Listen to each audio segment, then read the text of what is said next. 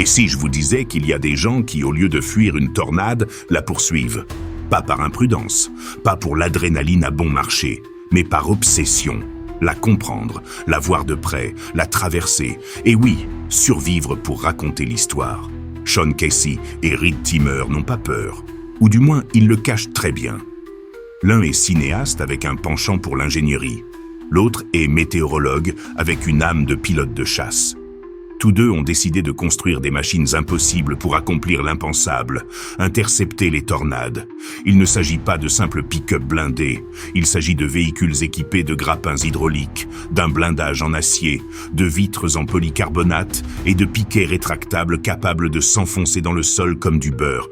Des chars, sur roues, sur la route, et pointés droit vers l'œil du cyclone. Mais ce n'est pas n'importe quelle compétition. C'est une guerre non déclarée entre l'ingéniosité humaine et la nature dans ce qu'elle a de plus sauvage. Et comme chaque guerre, elle a ses héros, ses échecs, ses refontes et ses cicatrices. Aujourd'hui, nous allons explorer l'histoire vraie et absolument époustouflante des véhicules de chasse aux tornades les plus extrêmes jamais construits. Des lourds et stables TIV aux rapides et imprudents Dominator.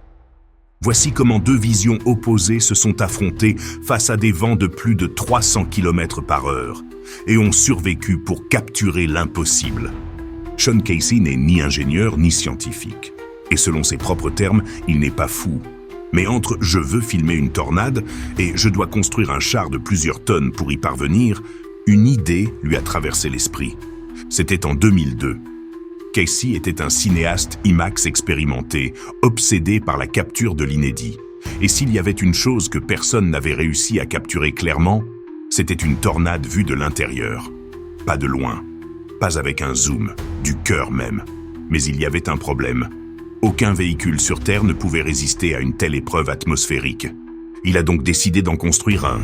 Le Tornado Intercept Vehicle, ou TIV, fut sa première tentative sérieuse. La base, un pick-up Ford de série F. L'objectif, en faire un véritable bélier sur roue. Il y ajouta des plaques d'acier de 0,5 à 0,6 cm d'épaisseur. En espagnol, cela signifie beaucoup de poids. Il installa également des vitres en polycarbonate de plus de 2,5 cm d'épaisseur, non seulement résistantes aux projectiles, mais suffisamment transparentes pour une caméra IMAX. Oui, Casey voulait filmer en grand. Mais ce n'était pas tout. Le TIV était équipé d'un système de griffes hydrauliques qui s'étendait vers le bas pour ancrer le véhicule au sol. Car lorsque le vent souffle à plus de 250 km/h, la dernière chose que l'on souhaite, c'est d'être emporté comme un couvercle de casserole. Le design était rudimentaire, anguleux et pesait plus de 3,5 tonnes. Il n'était ni beau, ni rapide, ni bon marché.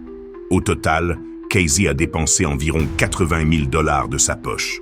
Résultat, le TIV-1 est devenu le premier véhicule au monde spécialement conçu pour affronter une tornade de front. Et ça a marché.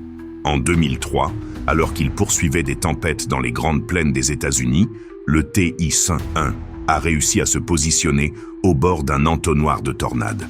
Le vent a secoué le véhicule comme une boîte à chaussures. Le ciel est devenu noir. Tout a tremblé. Mais le TIV a tenu bon et la caméra a enregistré chaque seconde. Ces images sont devenues le cœur du documentaire Tornado Alley, une expérience IMAX qui a laissé des milliers de spectateurs sans voix. Pour la première fois, le public pouvait voir une tornade de l'intérieur en détail à l'échelle, avec une sensation d'immersion totale. Tout cela grâce à ce char sur roue. Mais tout n'était pas si simple. Le TIV-1 présentait des défauts majeurs. Son poids le rendait peu pratique sur la route. Il était lent à se positionner. Et il arrivait souvent en retard, alors que la tornade avait déjà disparu ou était trop loin pour être interceptée. Le véhicule a également subi des dommages, pas tant à cause des tornades, mais plutôt à cause des trajets infernaux sur les routes de campagne et les champs boueux. Les pneus n'étaient pas à la hauteur, les essieux souffraient, le système hydraulique était capricieux. Parfois, les crampons refusaient de sortir au moment où ils étaient le plus nécessaires. Mais Casey ne se découragea pas. Pour lui, TIV-1 n'était que le premier chapitre, une preuve de concept, et surtout une déclaration de guerre. L'idée qu'un être humain, armé d'acier, de caméras et de quelques idées folles, puisse s'engager sur la trajectoire d'une tempête meurtrière et en ressortir avec les images les plus spectaculaires jamais enregistrées. Ce qui avait commencé comme une folie personnelle était devenu une révolution dans le monde des chasseurs d'orage. Et le message était clair. Pour jouer avec les titans du ciel, mieux vaut être blindé. Pendant que Sean Casey blindait un char pour affronter les tornades, de l'autre côté de la carte se trouvait un autre personnage avec une approche complètement différente. Plus rapide, plus agressif et considérablement moins patient. Son nom, Reed Timmer. Météorologue, passionné de données et passionné avoué de tempêtes. Si Casey était un réalisateur qui voulait capturer la beauté au cœur du chaos, Timmer était celui qui voulait plonger au cœur du cyclone.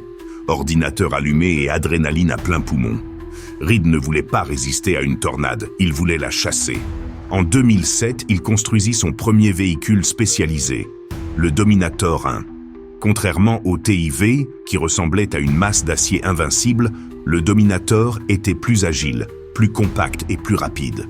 Il était basé sur un Chevrolet Tahoe renforcé mais n'avait pas été entièrement repensé comme le TIV. L'extérieur, en revanche, était recouvert de panneaux métalliques légers et de Lexan, un type de polycarbonate résistant au choc. Pas d'acier épais, pas de grappins hydrauliques, ni de blindage de type tank. La mobilité était primordiale. La logique de Timmer était simple. Si vous pouvez vous déplacer rapidement, vous pouvez vous rapprocher. Et si vous pouvez vous rapprocher, vous pouvez mieux enregistrer. Le Dominator 1 était également équipé d'un arceau de sécurité interne, de sièges de type NASCAR, avec harnais à 5 points et de caméras intégrées. Ce n'était pas une forteresse, mais un véhicule de combat léger, prêt à percuter un supercar si nécessaire. Mais l'agilité avait un prix. En 2009, lors d'une course-poursuite au Kansas, Reed s'est approché trop près. Le Dominator 1 s'est positionné juste au bord d'une tornade.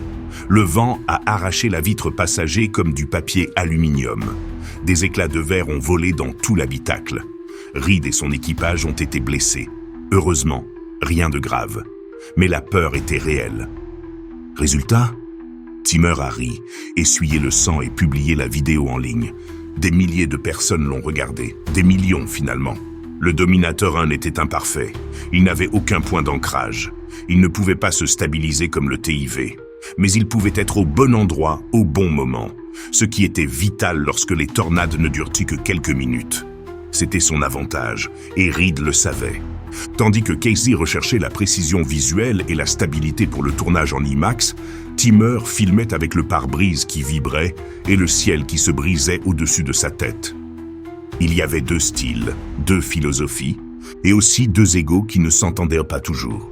Pendant un temps, les deux hommes travaillèrent côte à côte, notamment sur la même émission télévisée, Storm Chasers, sur Discovery Channel. Mais la tension entre eux était palpable. Casey était frustré par l'impulsivité de Timmer qui s'ennuyait de la lenteur du TIV. Le Dominator 1 n'était pas une merveille d'ingénierie, mais c'était une déclaration d'intention. Nul besoin d'un char pour affronter une tornade. Parfois, il suffit d'un pick-up renforcé, d'une équipe déterminée et d'une volonté de risquer sa vie. Timmer devint une figure populaire. Son style brut, direct et sans filtre toucha un jeune public numérique avide d'actions concrètes. Et si le Dominator 1 était marqué par ses limites, fragilité structurelle, manque de stabilité, risques inutiles, il posa également les bases d'une évolution ultérieure.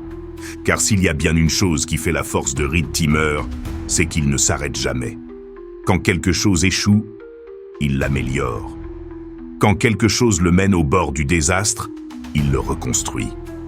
Et le Dominator, bien que bruyant et quelque peu imprudent, n'était que la première étape vers quelque chose de plus grand. Beaucoup plus grand. Sean Casey n'est pas satisfait. Pour lui, TIV-1 n'était qu'une répétition générale. Une première tentative qui, si elle a rempli son objectif, filmée à l'intérieur d'une tornade, a clairement montré qu'il fallait plus. Plus de force, plus de mobilité, plus d'endurance, plus de tout. Ainsi est né le TIV-2, une bête complètement nouvelle. La construction a débuté en 2007 et s'est poursuivie jusqu'en 2008. Cette fois, il ne s'agissait pas de modifier un pick-up classique. Il a été construit de A à Z sur le châssis d'un Dodge Ram 3500, renforcé par un troisième essieu pour supporter le poids et améliorer la traction. Pourquoi? Parce que le nouveau modèle pesait près de 7 tonnes. Ce n'était pas un véhicule, mais une forteresse sur roues. Le moteur, un turbo-diesel Cummins, 6 cylindres en ligne développant environ 625 chevaux. De quoi propulser l'équivalent d'un éléphant adulte, droit dans la tempête. Mais ce qui faisait véritablement du TIV2 une machine exceptionnelle, ce n'était pas sa puissance, mais sa protection. Le blindage combinait des panneaux d'acier, d'aluminium et de Kevlar. Les fenêtres étaient en polycarbonate balistique, plus épais et plus résistants que jamais. L'intérieur a été repensé pour accueillir des caméras haute définition, des systèmes de surveillance météorologique et une équipe technique réduite mais hautement qualifiée. Et le meilleur, les systèmes de défense active contre le vent. Oui, vous avez bien lu. Le TIV2 était équipé de jupes à abaissement hydraulique qui s'abaissaient jusqu'au sol pour bloquer la circulation d'air sous le véhicule, une cause majeure de retournement lors d'une tornade. Il était également équipé de piquets rétractables de plus d'1 mètre de long qui s'enfoncèrent dans le sol pour le maintenir en place. En théorie, cela permettait au TIV de résister à des vents de force EF5 sans être emporté. Mais comme tout grand projet, cela n'a pas été sans problème. Lors de ses premières sorties, le TIV2 a subi de graves pannes mécaniques. Le poids extrême, combiné au terrain rural, a détruit plus d'un essieu. La suspension s'est effondrée à plusieurs reprises. Le système hydraulique n'a pas toujours réagi rapidement, et plus d'une fois, le TIV a dû être remorqué. Ironiquement, par des véhicules beaucoup plus légers. Casey, comme toujours, n'a pas abandonné. Il a appris de chaque erreur et a corrigé les erreurs. Il a allégé le véhicule en remplaçant certaines parties du blindage par des matériaux plus légers. Il a amélioré le système d'ancrage, ajusté la hauteur du véhicule et peaufiné son aérodynamisme. Il a même intégré une sirène mobile qui a servi de système d'alerte précoce pour les communautés rurales, les avertissant de l'approche d'une supercellule. Le TIV2 n'était pas seulement une caméra mobile, il sauvait aussi des vies. L'un des tests les plus mémorables a eu lieu lorsque l'équipe Mythbusters l'a mis à rude épreuve. En 2010, le TIV2 a été soumis à des rafales de vent simulées allant jusqu'à 400 km/h, une vitesse dépassant le seuil de la catégorie EF5. Résultat, pas une seule vitre cassée, pas une seule pièce détachée. Le test fut un succès. Et le mythe fut officiellement confirmé. Le TIV2 pouvait résister aux pires conditions naturelles. Bien sûr, positionner ce monstre n'a pas été chose facile. Cela a nécessité des itinéraires spéciaux, des manœuvres minutieuses et une équipe extrêmement coordonnée. Mais lorsque tout s'est déroulé comme prévu, les images étaient extraordinaires. Durant la saison des tornades de 2008 à 2012, TIV2 a capturé des images qui ressemblaient à celles d'un film de science-fiction. Des nuages tournant comme des turbines géantes, des éclairs zigzagant dans le ciel tandis que le sol vibrait comme un tambour, et une vue directe de l'entonnoir à quelques mètres seulement. Mais le plus impressionnant avec le TIV2 n'était peut-être pas ce qu'il subissait, mais ce qu'il représentait.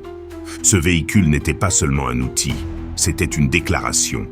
L'humanité, avec suffisamment d'ingéniosité, pouvait regarder le chaos absolu en face et le filmer au ralenti. Sean Casey a transformé son obsession en ingénierie pure. Le TIV2 est devenu son héritage roulant. Grâce à lui, il a accompli l'impossible. Capturer la fureur de la tornade avec calme, précision et juste ce qu'il faut de folie. Le TIV2 est devenu une légende parmi les chasseurs d'orage. Un véhicule admiré, craint, imité, mais jamais égalé. Jusqu'à aujourd'hui. Car pendant que Casey affûtait sa force, Reed Timmer ne restait pas les bras croisés. Et il allait mettre la barre plus haut. S'il y a une chose qui définit Reed Timmer, c'est qu'il ne reste jamais immobile. Après le Dominator 1 qui l'a poussé à ses limites physiques et mécaniques, il était clair qu'il fallait quelque chose de plus robuste, plus aérodynamique, plus performant, et aussi plus intimidant. En 2011, Reed a présenté au monde Dominator 2. Cette fois, la base était un GMC Yukon XL, plus long et plus puissant que le Tahoe du premier modèle. La carrosserie attire d'abord le regard. Au lieu de simples panneaux soudés au hasard, le Dominator 2 présentait une structure en acier renforcé et un design incliné, conçu pour fendre le vent plutôt que le combattre. L'aérodynamisme était essentiel. L'une des grandes leçons que Timur a tirées du Dominator était qu'il ne s'agissait pas seulement d'endurance, mais de garder le contrôle à tout prix. Le Dominator 2 était équipé d'une suspension hydraulique réglable, qui permettait d'abaisser le véhicule presque jusqu'au sol lors d'une interception. Résultat, moins de portance, moins de risque de retournement. Il a également ajouté des ancrages hydrauliques, pas aussi longs que ceux du TIV, mais suffisants pour lui donner une stabilité supplémentaire lorsque l'enfer se déchaînerait. Le blindage a été renforcé par des couches supplémentaires de lexan et de polycarbonate, et l'intérieur a été repensé pour résister aux impacts de débris, à la pluie horizontale et, bien sûr, au chaos dans sa forme la plus pure. L'équipe à bord du Dominator pouvait surveiller les conditions météorologiques, enregistrer sous différents angles et, en cas d'échec, s'échapper par les portes arrière renforcées, dotées de charnières de qualité militaire. Mais rien ne vous prépare à ce qui s'est passé en 2013. C'était à El Reno, dans l'Oklahoma. Une tornade massive, large de près de 4 km, s'est formée au-dessus de la plaine. Elle était si grande que, depuis le sol, on ne pouvait en distinguer toute la silhouette. Un mur noir tourbillonnait comme une galaxie en furie. Timur, comme toujours, était là.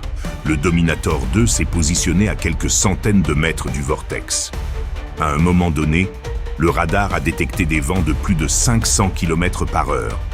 Cela le plaçait bien au-delà de l'échelle EF5. C'était une anomalie, un monstre. Le véhicule fut touché latéralement par une explosion, soulevant son flanc droit. Le pare-brise vola en éclats. Le blindage se déforma, et pendant un instant, on sembla que le Dominator allait être dévoré. Mais non, il a tenu bon.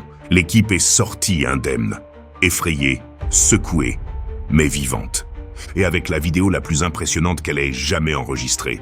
Ce jour-là, le Dominator 2 est passé du statut d'expérience renforcée à celui de survivant de guerre. Reed savait qu'il devait aller plus loin.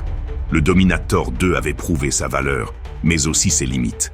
Et si les tornades devenaient plus imprévisibles, le véhicule devait allier à la perfection brutalité, technologie et mobilité. Autour de Dominator 3, construit sur un Ford F350 Super Duty, ce nouveau modèle, également introduit en 2013, était plus grand, plus solide et plus imposant que tout ce que Timur avait conduit auparavant. La conception comprenait un moteur turbo-diesel de plus de 400 chevaux, suspension airbag pour absorber les chocs violents, porte de style aile de mouette qui s'ouvrait vers le haut même lorsqu'il y avait des obstacles sur les côtés, ancrages hydrauliques améliorés, caméra haute définition répartie stratégiquement dans tout le châssis, un treuil électrique avant au cas où le Dominator aurait besoin de remorquer ou d'être remorqué.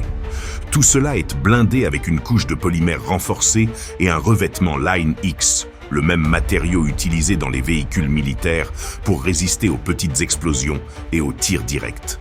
Mais le plus impressionnant fut sa résistance sur le terrain. Durant la saison des tornades de cette année-là, le Dominator 3 a intercepté plusieurs tornades de force EF4, dont une au Kansas qui a soulevé des arbres entiers. En 2023, il a rencontré une tornade de force E1 au Nebraska.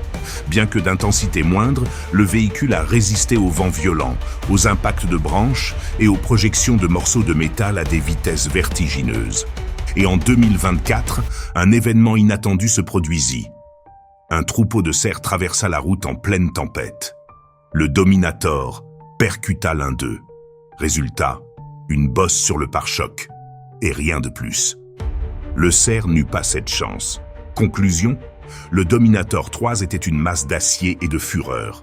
Un outil, une caméra, un abri, un bélier.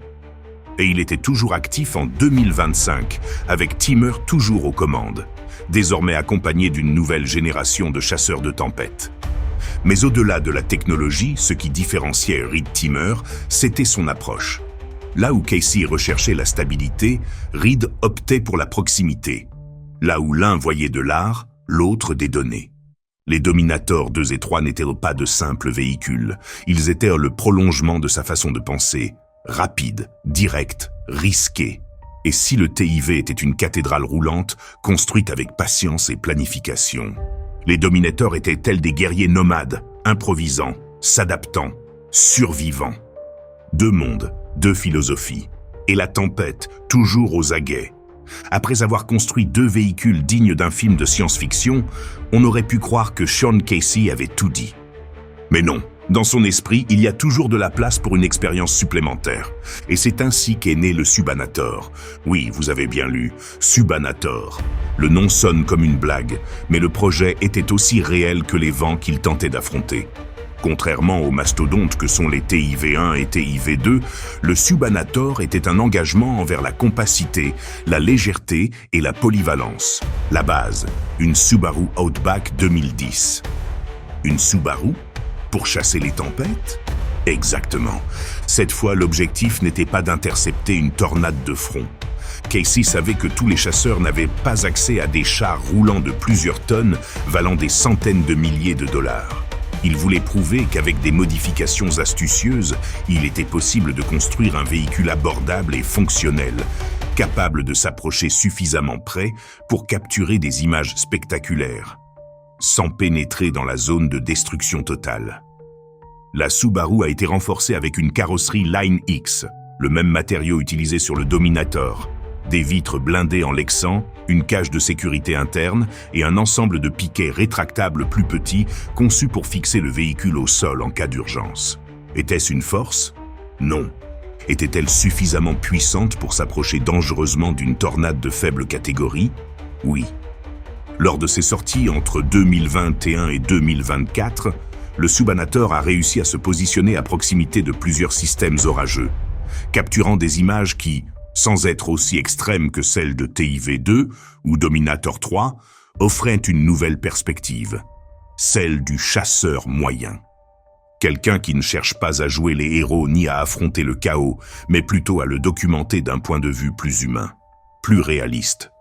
Le Subanator a prouvé que tout ne se résume pas à l'excès et à la puissance. Parfois, la clé réside dans l'intelligence du design et la lecture du terrain.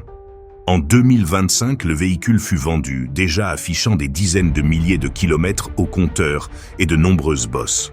Son héritage n'était ni épique ni viral, mais il était honnête.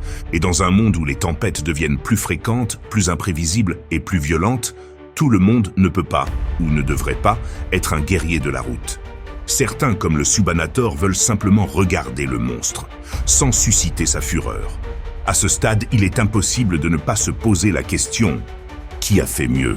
Sean Casey et Reed Timmer se sont lancés dans le même but, chasser les tornades, mais ont trouvé des solutions si différentes qu'elles semblent refléter des philosophies opposées. L'un a construit des forteresses à roues, l'autre des missiles blindés. Et pourtant, tous deux ont affronté le même monstre. Les véhicules de Casey, les TIV, sont lourds, lents et absolument imposants. Le TIV-2, par exemple, pèse environ 7 tonnes. Il est blindé d'acier, d'aluminium et de Kevlar. Ses fenêtres ressemblent à des écoutilles de sous-marins. Ses pieux s'enfoncent dans le sol comme des racines d'acier. Tout en lui dit « Je reste ici. L'enfer viendra s'il le veut. » Les dominateurs de Timmer sont tout le contraire. Plus légers, plus rapides, plus agiles. Leur but n'est pas d'encaisser le coup, mais de s'approcher au plus près, de saisir le bon moment et de s'échapper avant qu'il ne soit trop tard. Il ne s'ancre pas comme un arbre, il plane comme un chasseur. Il ne cherche pas à résister, mais à s'échapper. Tous deux ont testé leurs limites. Le TIV-2 a résisté à des rafales de plus de 400 km/h sans dégâts majeurs. Le Dominator 2 a survécu à la plus grande tornade jamais enregistrée, le Colosse d'El Reno, de plus de 5 km de diamètre et à des vents approchant les 500 km. Aucun de ces véhicules n'est une expérience. Ce sont des légendes. Mais au-delà du métal et des moteurs, ce qui distingue ces chars à roues, c'est l'intention. Casey voulait capturer la beauté. Il voulait des images nettes, stables et immersives. C'est pourquoi il a construit une plateforme capable de résister à tous les assauts sans bouger. Son objectif était de regarder droit au cœur du chaos, sans cligner des yeux. Son véhicule est une œuvre d'obsession, de patience, de cinéma et d'ingénierie. Timmer, lui, est mouvement pur. Pour lui, une tornade n'est pas seulement quelque chose à observer, c'est quelque chose à suivre, à étudier, à mesurer seconde après seconde. Ces Dominators sont faits pour réagir, s'adapter, se lancer dans la mêlée, capteurs allumés et portes closes. Son truc, ce n'est pas filmer de la poésie. C'est documenter un champ de bataille en temps réel. Et pourtant, l'un a besoin de l'autre. Le TIV est présence, le Dominator est vitesse. L'un se tient debout, l'autre décolle. Et c'est dans cette tension entre immobilité et mouvement, entre art et science, entre force et manœuvre que s'est construite l'histoire moderne des intercepteurs d'orage. Il n'y a pas de vainqueur évident, car aucun des deux n'a tout fait parfaitement, et tous deux ont brisé les codes. Casey a apporté le respect, Timmer a apporté la folie. Et à eux deux, ils ont changé à jamais la façon dont le monde voit et entend les tornades. La seule chose que nous pouvons dire avec certitude, c'est que si jamais vous vous retrouvez au milieu des plaines et que le ciel se divise en deux, vous voudrez avoir l'un de ces deux-là dans votre équipe. Ou mieux encore, vous voudrez être le plus loin possible de tout cela. Dans un monde où presque tout semble prévisible, les tornades restent une exception brutale. Elles ne suivent aucune règle, elles ne demandent aucune permission. Elles apparaissent, tournoient, détruisent et disparaissent. Sans visage, sans intention, seulement la force. Et pourtant, il y a ceux qui les persécutent. Sean Casey s'est construit une armure d'acier pour pouvoir les regarder dans les yeux. Reed Timmer a choisi de courir avec eux jusqu'à la ligne rouge du désastre. Deux façons d'affronter l'incontrôlable. Deux hommes qui, au lieu de fuir, ont choisi de se rapprocher. Leurs véhicules, chacun à leur manière, symbolisent bien plus qu'une simple expérience sur roue. Ils sont la preuve de ce dont nous sommes capables lorsque la curiosité l'emporte sur la peur. Lorsque la passion l'emporte sur le bon sens, lorsque les êtres humains osent pénétrer, littéralement, au cœur de la tempête. Et maintenant, c'est ton tour. Si vous deviez choisir l'un de ces chars pour se retrouver sur le chemin d'une tornade, lequel choisiriez-vous? Celui qui reste immobile ou celui qui danse avec le chaos? Quelle que soit votre réponse, souvenez-vous de ceci. La tempête est impitoyable, mais l'histoire parfois se souvient de ceux qui ont osé. Si vous êtes arrivé jusqu'ici, c'est parce que les légères bruines et les journées calmes ne sont pas votre truc. Vous aimez les cieux qui se brisent, les vents qui rugissent et les fous qui osent les affronter. Alors n'hésitez plus. Abonnez-vous à Tornado Extremo, la chaîne où la nature n'a pas de filtre, où la science fonctionne sans problème et où la peur est sur le siège passager.